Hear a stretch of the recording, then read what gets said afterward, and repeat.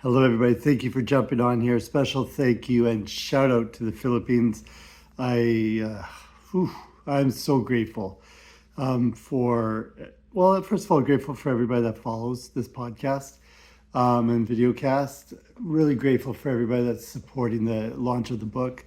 The book is officially on Kobo, Amazon.com for sure, and it says it's on a number of different sites, but we're having some issues there. So go ahead and if you're in the Philippines, check the Philippines Amazon site.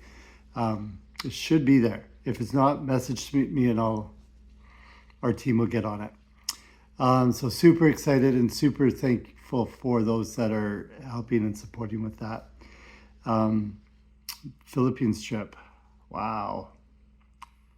Wow. I am blown away by the reception that I had, by the love that I was shown. I mean, it's been 25 years since I've seen these people, and I left part of my heart with them 25 years ago, and I think I left some more this time. So I told my wife that I've left a lot of my heart there, but she has the rest. So she knows I love her. Don't worry.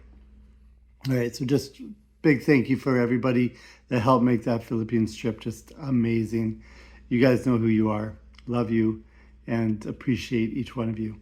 So I was asked to share some thoughts on depression. A friend of mine in the Philippines has, how do I put this?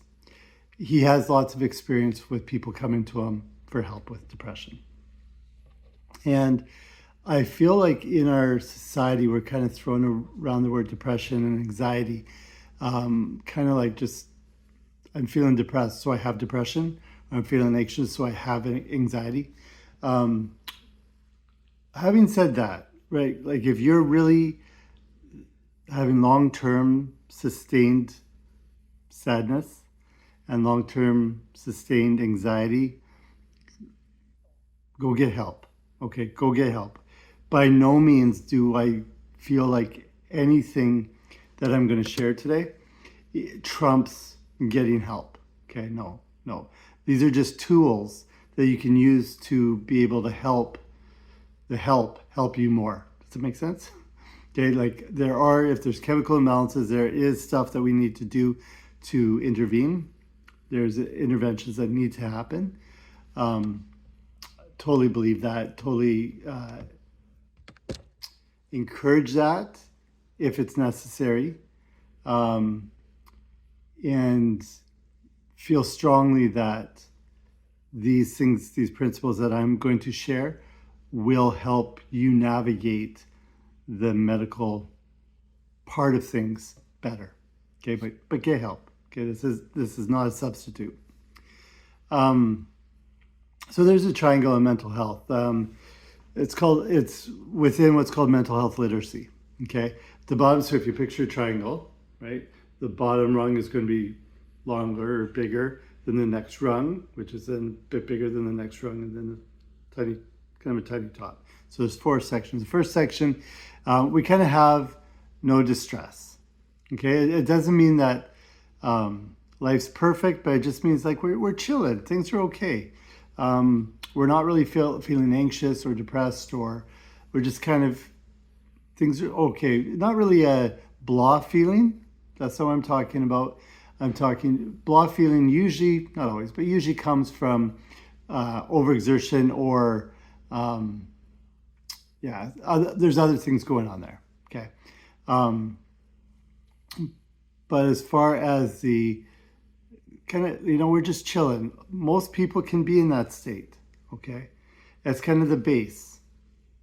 And that's kind of where we want to come back to. But we're not going to stay there all the time. Okay. And to expect that we're going to stay there all the time is just going to lead to frustration.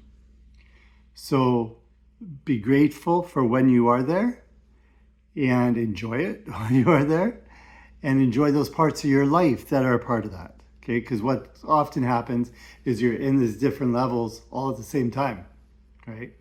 There's portions of your life, like let's say you're hanging out with friends. That's kind of cool, you're hanging out, right? But other things could be going on in the background at the same time. So mental distress is basically like the example I use for students is I just gave you a test. I say pop quiz. And everybody's anxiety level goes up a little bit, right? So it's not the end of the world. You probably have the tools. Chances are it's actually you that's causing a lot of that anxiety, that self-pressure. But you have the tools that you need in order to navigate this, right? Okay, the next one is mental problems. So, okay, remember, our very little distress on the bottom. Then our next is mental discomfort, right? It's not the end of the world. We got the skills. We don't love it, but we're going through it, right? This can be just, big assignment at work or extra pressure on you at work. Okay, it's not the end of the world. You have the skills. It does take some work to navigate them, right? Then the next one is mental problems. Okay, this isn't mental illness. This is mental problems. So this is your anxiety is getting to the point. Let's say you lost your job. Okay, so your anxiety is heightened, or let's say some relationship broke up. That's where you're there. The word mental health does not mean mental illness. Okay, mental health does not mean that. Like if I say physical health, people are like, yeah, strong. We think of strong body, right? When we say mental health, people think of a weak mind. Why is that? Or some sort of like, diagnosis or something, right? Why is that? Why can we not have mental health along with our physical health, right? And then at the very top, itty bitty top, is the mental, illness. Okay, something's gone to the point. Usually because we didn't get help at the lower levels. Usually because we didn't put into play those strategies that will help us stay in those lower levels. But sometimes there's imbalances. Sometimes there's things that medically need to be taken care of. That's at the top with mental illness.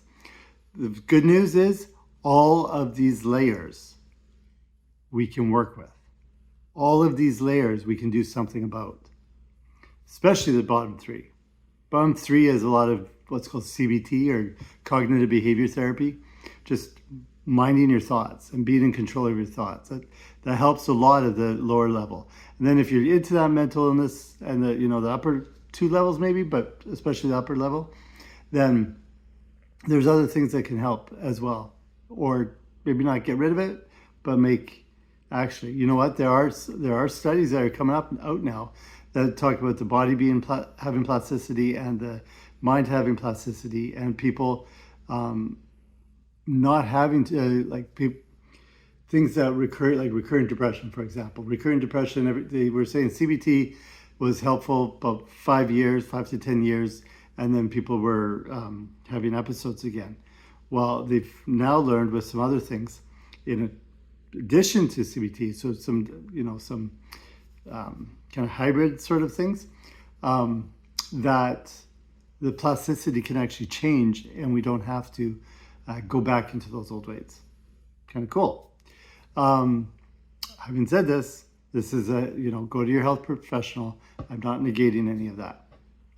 So one thought I do have that kind of elevates the level for us, and why I think a lot of this is up here, is even if I have something mental, chemical going wrong, some imbalance, if I give that too much power, I can allow it to run my life, right? So there's certain things we can do to kind of just navigate that a little bit better, so that, yeah, we're going to have life changes if we're dealing with mental illness things.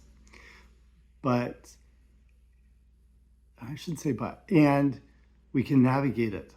We're not alone. We can navigate this. All right. So we give too much. This is kind of going back to that, I got depression, and then we just kind of let it, like it's a death sentence. I got depression. I can't do anything. I can't move. Right? There's some findings now that say that depression, now not the higher level depression, there's environmental depression. There's lots of different types, but they're saying parts of depression are actually a metabolic issue as opposed to a mental illness. Meaning that not that you need to eat more, but that there's something missing in your diet or in your environment, so vitamin E or some vitamin maybe, or there's something that's missing that your body or mind is not getting. Maybe it's rest. So that's actually number one usually. Something's hurting your rest. A lot has to do with technology. A lot has to do with bad habits. Saw something today that was talking about like 1,100 people or something like that have walked off a cliff because they were texting. Like, you got to take power back from your phones. There's people that get up in the middle of the night to check their social media or their email.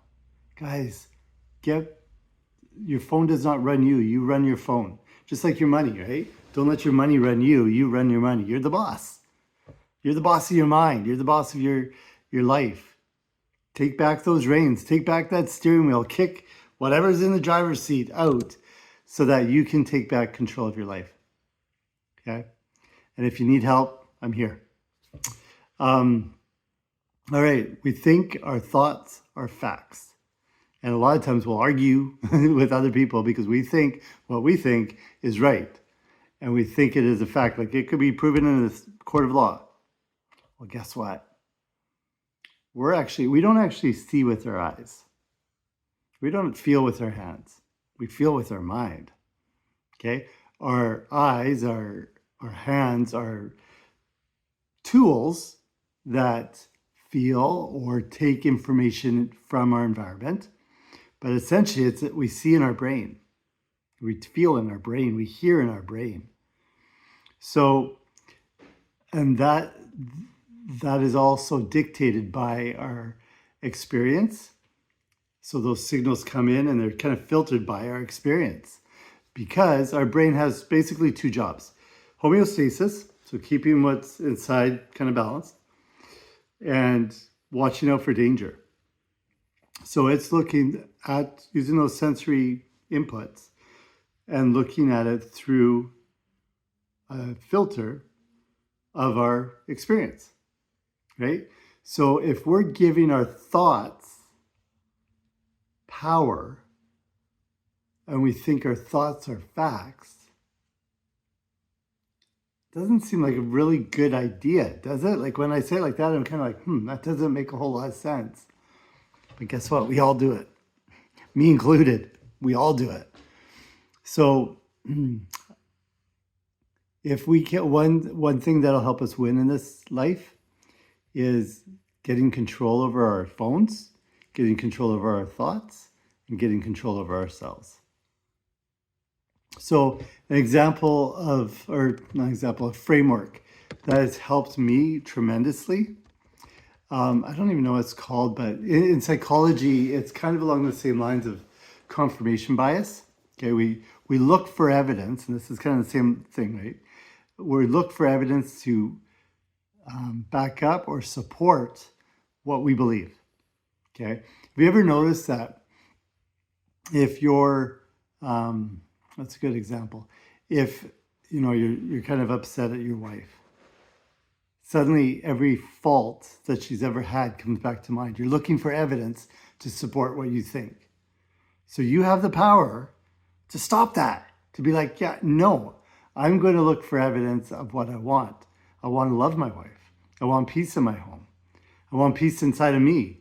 So I'm going to look for evidence to support that. Okay, that's confirmation bias. Along the same lines is CTFR. Okay, I didn't come up with this. C stands for circumstance, T stands for thought, F stands for feeling, and R stands for results. So C is circumstance. Circumstances can be proven in a court of law. Okay, so I'm sitting here, you're sitting there, there's a recording. Those things are facts, they're not thought, right? They could be, somebody could get a hold of my phone and, find this recording.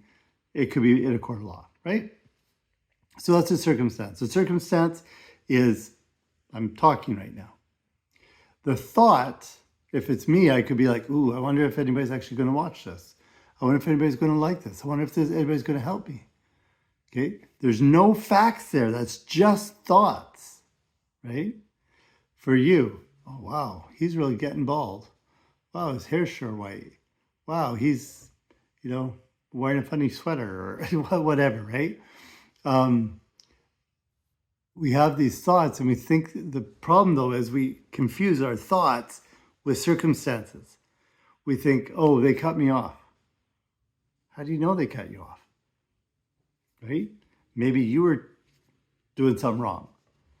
Oh, the jerk, they cut me off. They wanted to do it to a good example. Two people were driving in a car, and this is a true story. The driver, someone came to, cut him off, to go into him, but then waved, okay? But the driver thought that they gave him, the finger and were being rude to him. And they're like, oh, he got all mad. And the passenger's like, what are you doing, dude? He was waving at you, saying thank you. Because he thought that thank you was some other words that I'm not going to say.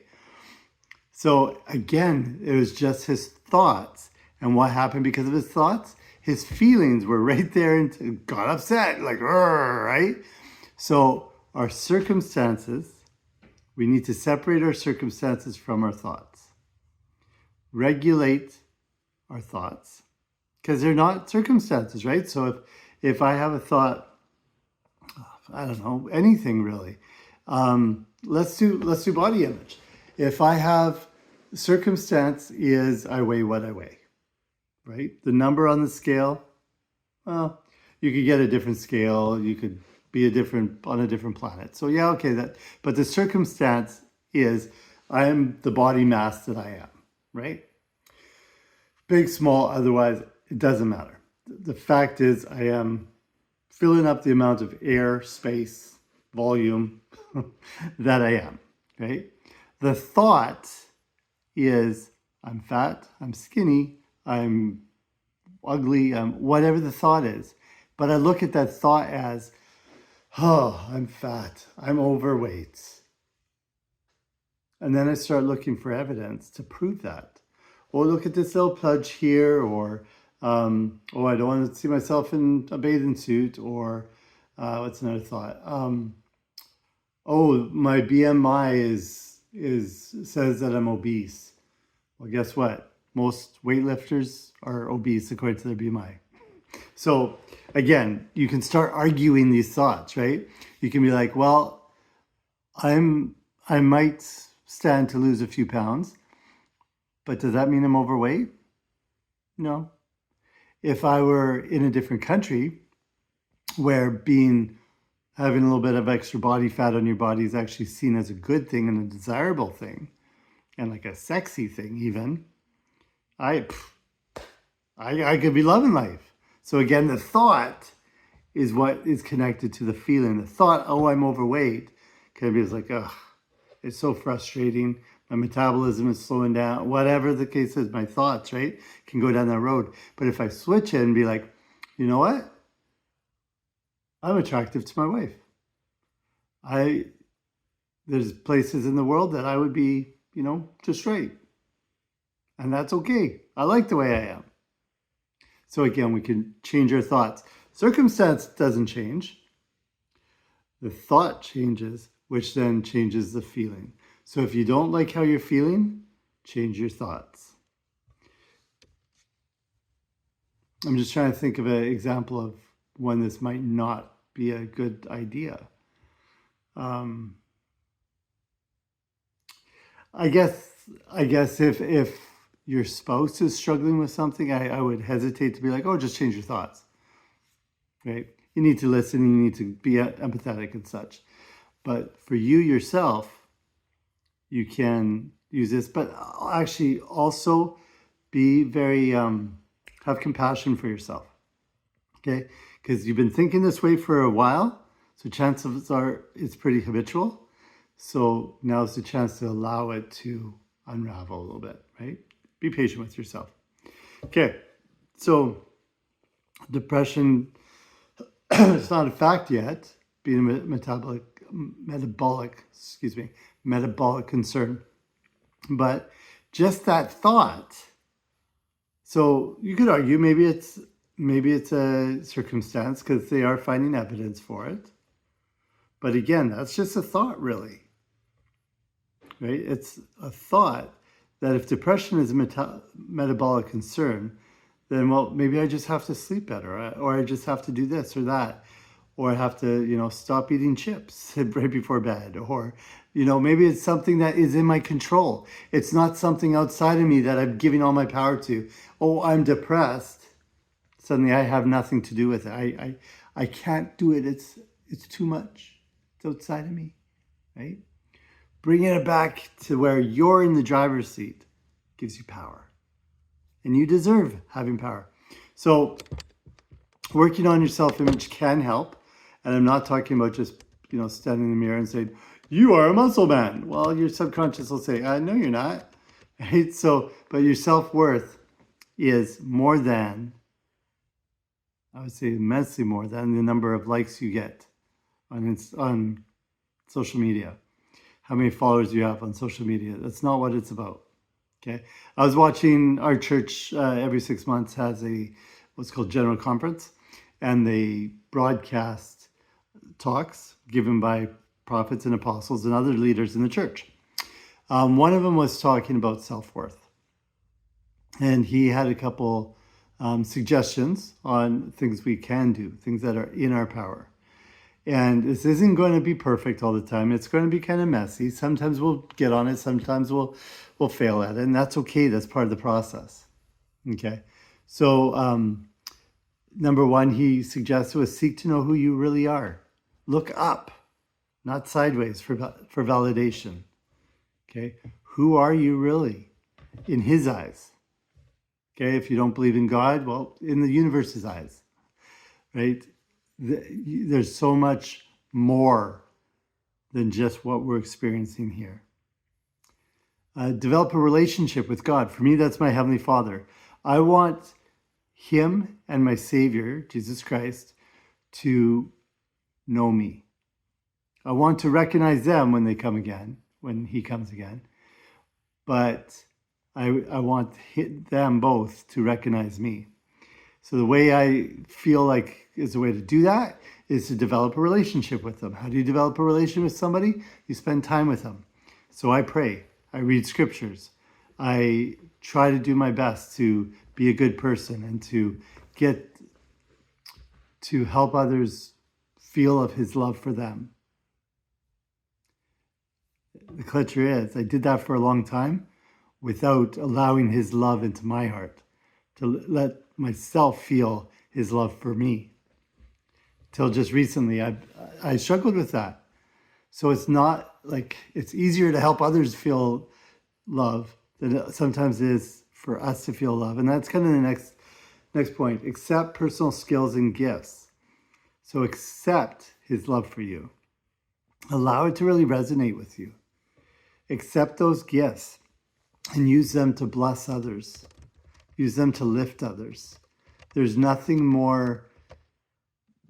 Actually, I heard a quote once that said something to the effect of one of the best prescriptions for depression is to go serve people.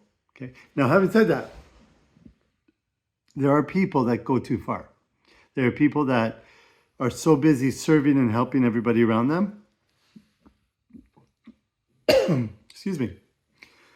That their families and their families actually suffer because they're not there for their own family. So make sure that you're taking care of yourself. Self-care is super important, and it's not selfish because if there's no you can't help others. Okay, take care of yourself. Sleep enough. If you're not sleeping well, at least put your phone down and just try to relax. Okay, breathe deep. Allow your body to relax and to take a break, okay? We're like, oh, I can't sleep, and then we pick up our phone and mess up our melatonin and everything. Set meaningful goals. have it's it's easy to be depressed if we don't have anything we're shooting for, right? So set meaningful goals, serve others, surround yourself with uplifting people. You are the average of the 5 people you spend the most time with. So if you're struggling with feeling good about yourself, find people that feel good about themselves. Because if people feel good about themselves, they'll help lift you up as well. Feel your feelings. Like if you're feeling sad, go ahead and feel sad. But just don't stay there forever. Okay? If you're feeling angry, allow that to, obviously don't act on it, but allow yourself to digest that or to like process that. Okay? We don't want to just push down our feelings. That's not helpful either. It's not like, oh yeah, let's be happy forever. No, we've got to process our feelings, but there's not a timeline, that's wrong. We need to grow from it, not dwell in it. Does that make sense? Okay. So there's this Indigenous, and I'll end with this. There's a story of a chief talking to his grandson, and the grandson's talking about these 2 voices that are always struggling. One's trying to get him to be bad, the other one's trying to get him to be good. And he's like, grandfather, they're always fighting in my head. Which one's going to win? And the grandfather says, the one that you feed. Okay. I want to add something to this. It's not just about good and bad. I think it's about, if you're feeling sad, process it, feel it, yes. But if you surround yourself with sad music, sad people, sad movies, right? You're just going to stay there. Okay? There's a time, process it, but then move on, move past it. And sometimes, for me anyway, if I'm watching sad movies, if I'm listening to sad music, it's hard to move on. So I don't listen to sad music when I'm sad. I don't know that I ever really listen to sad music. Because I'm really protective of what I put in my brain. Because I want to be there for you guys, to be able to help you navigate this life. But also I don't like being sad. I don't like being, negative and dark. I don't like having those thoughts in my head. I don't like how I feel. I don't like how my stomach feels when I'm feeling like that. So I don't want it any part of me. So I'm really protective of what I put in my head. I don't swear. I try not to listen to swears in music, or movies. Sometimes they slip in, but I really do my best not to. I try to feed myself while I'm driving, because I drive a lot. I'm listening to a podcast. Either I'm learning something about mental health, or I'm learning, like being uplifted in some way, shape, or form. I spend very little time. I'm sure I've turned on the radio here and there, but I spend very little time listening to the radio. So thank you everybody for following. If you do need further support, I am going to be doing some email lists with some uplifting messages, hopefully getting that going this weekend. Order my book. That's the whole goal of it. And then down the road, we are going to be developing some programs around the book. I can't offer right now one-on-one coaching or counseling right now. Just generally speaking, I do have spaces available. So reach out if you really need something. But the group coaching, essentially group counseling coaching, is essentially what it's going to be. That will be coming hopefully by the summer. If you need something before that, reach out and I'll either do my best or get you some help some other way. There's lots of free resources out there. But sometimes with free resources, you got to kind of get through the not so good stuff. But I can see if I can help you with that. All right. Love you all. Thank you so much for all you do for me to support, for sharing this, for ordering my book, for reading my book. Yeah, don't just order it and put it on your shelf. Read it and allow it to change your life, and then share it, get other people to order it so that we can help lift everybody. Take care, because we are all here to inspire.